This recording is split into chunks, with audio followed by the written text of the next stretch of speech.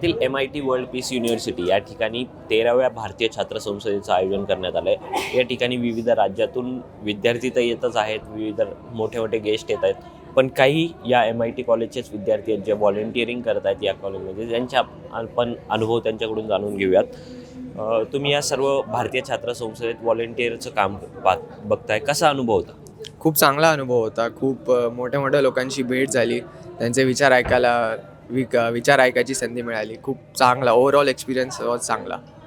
आणि तुला विचारायला आवडेल, बाहेरच्या राज्यातनं पण मुलं येतात कधी कधी. आता तू महाराष्ट्रातला आहेस, मराठी बोलतो, बाहेरच्या राज्यातल्या मुलांसोबत वेगवेगळ्या भाषेंमध्ये कम्युनिकेशन करायला लागतं. हा अनुभव कसा होता मुलांसोबत? नक्कीच हा अनुभव पण एक वेगळा होता. ही माझी पहिलीच वेळ होती की मी व्हॉलेंटिअरिंग करतोय, त्यामुळं मुलांशी वेगवेगळ्या बोलताना त्यांच्या इथले काय प्रॉब्लेम्स आहेत, जे राजकीय असतील, सामाजिक असतील, ते समजले. त्याचबरोबर मोस्टली सगळ्यांशी हिंदी किंवा इंग्लिशमध्येच बोलणं झालं, कारण त्यांच्या लँग्वेजशी मला बॅरियर होतं, माझ्या लँग्वेजशी त्यांना बॅरियर होतं. आणि हा एक्सपिरियन्स खरंच एक चांगला होता. आदरणीय राहुल कराडजी सरांचं मनापासून आभार आहेत की त्यांच्यामुळे ही संधी आम्हाला मिळाली. धन्यवाद. तर हे असं होतं, ज्या विविध राज्यातून मुलं येत असली, ते लँग्वेजचा बॅरियर असलं तरी प्रत्येकाची एक निष्ठा होती, आपल्याला नवीन काहीतरी शिकून घ्यायचं आहे.